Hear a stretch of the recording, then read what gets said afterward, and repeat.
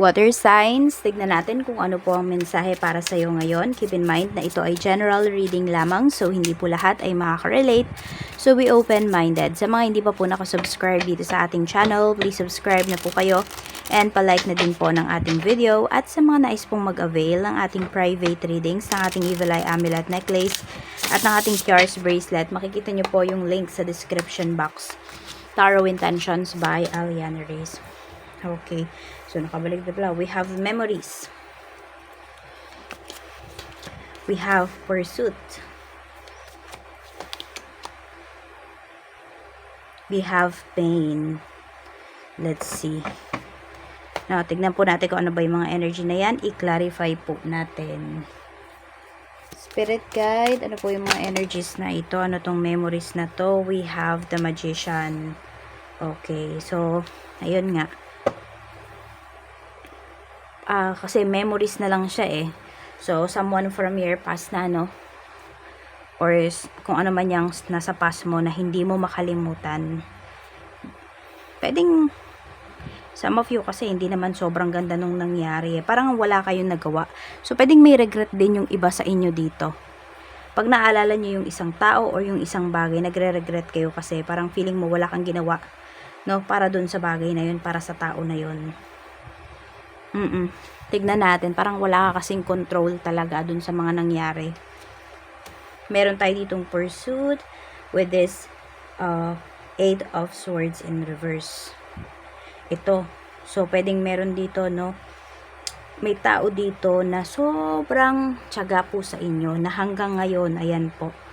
Diba? Kinakausap pa rin kayo kahit na ano.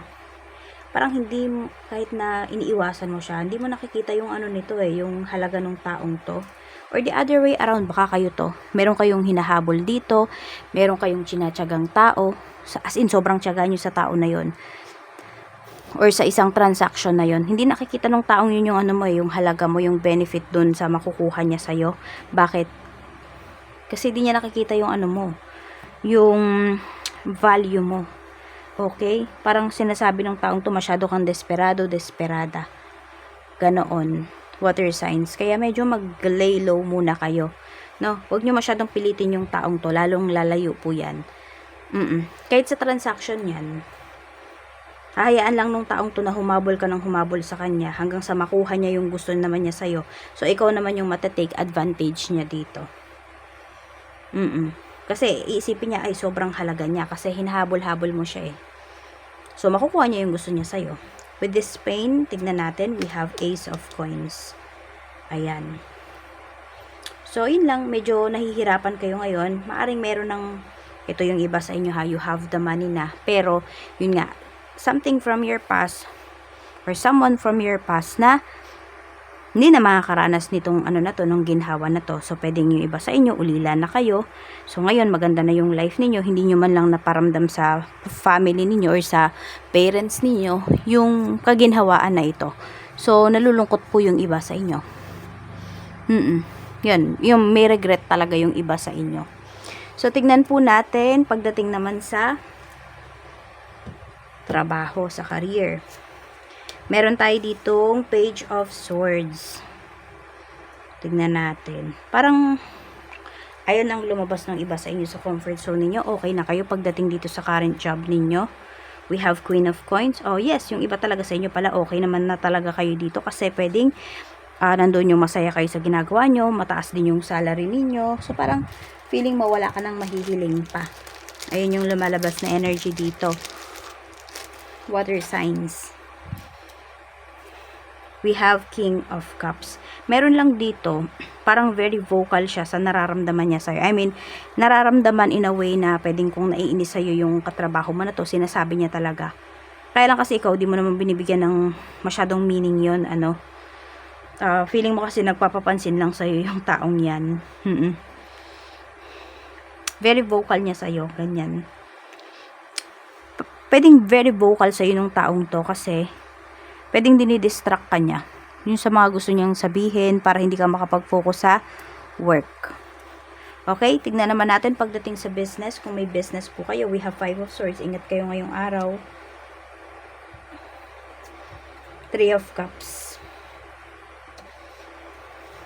We have 2 of coins. Baka yung mga pinagkakatiwalaan nyo dito, ayan po, ay siya palang nagte-take advantage po sa inyo. Hindi ko alam kung meron kayong resort or what. Yun kasi nakikita ko dito, pwedeng mayroong merong salo-salo, basta ganun. Merong event pala yun. May event dyan sa place mo. Tapos, baka may maiwan kayong valuable things o kaya naman, yun nga, merong malikot yung kamay dyan sa mga guests ninyo. So, medyo mag-ingat kayo, no? Dyan sa mga guests ninyo. Yun yung nakikita ko dito eh. Malikot yung kamay. So, mag-ingat kayo ha. At i-check niyo yung mga gamit dyan. Or baka may masira. Kung hindi man malikot yung kamay na may mangunguha, mangungupit. Ayun po. Pwede na may masirang gamit. So, check nyo pong mabuti, no? Para ma-charge nyo sa kanila. Malulugi kayo kapag hindi nyo na-charge yan sa kanila. Or nakita nyo, wala na sila. Na-check nyo, wala na sila. So, mahirapan kayong habulin yung mga taong yan. Tignan natin. Pagdating naman po sa kaperahan. Tignan natin ang kaperahan. Uy, we have Wheel of Fortune. So, marami nga talaga sa inyo dito. Maganda yung kaperahan ninyo ngayon. Water signs, We have the Hermit. So, pwedeng manlilibre nga yung iba sa inyo dito. We have 8 of Wands. Mukhang paalis yung iba sa inyo, ha? Yan. So, pwedeng meron kayong mga magpapasyal. Ayan. Papasyal yung iba sa inyo dito. Yung iba naman po sa inyo, pwedeng meron papasyal, dadalawin. Yun yung pinapakita na energy. So, enjoy nyo naman po yung kaperahan ninyo today. So, wala namang masama dyan kasi pinaghirapan nyo naman.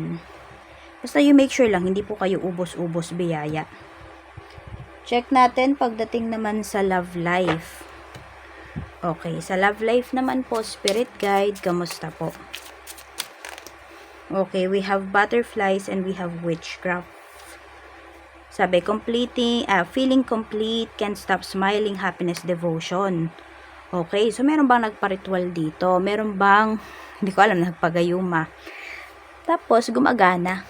So, natutuwa kayo dito, feeling nyo, ayan na, gumagana na yung gayuma, ganyan. Tingnan natin, ha?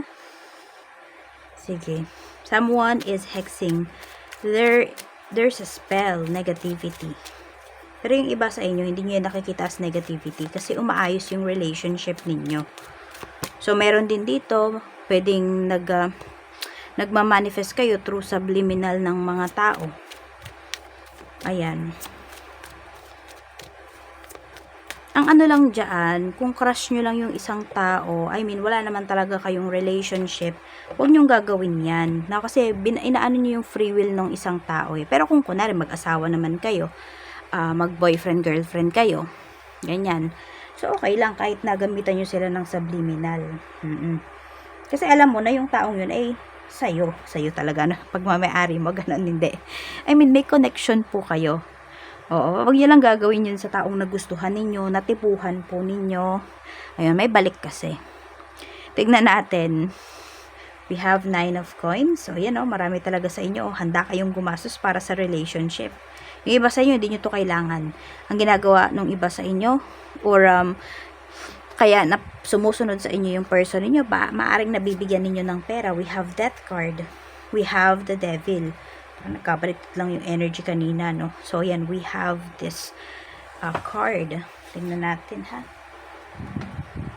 Ano pa yung mensahe? Okay. Yan, we have kasi, Knight of Swords and Three of Swords.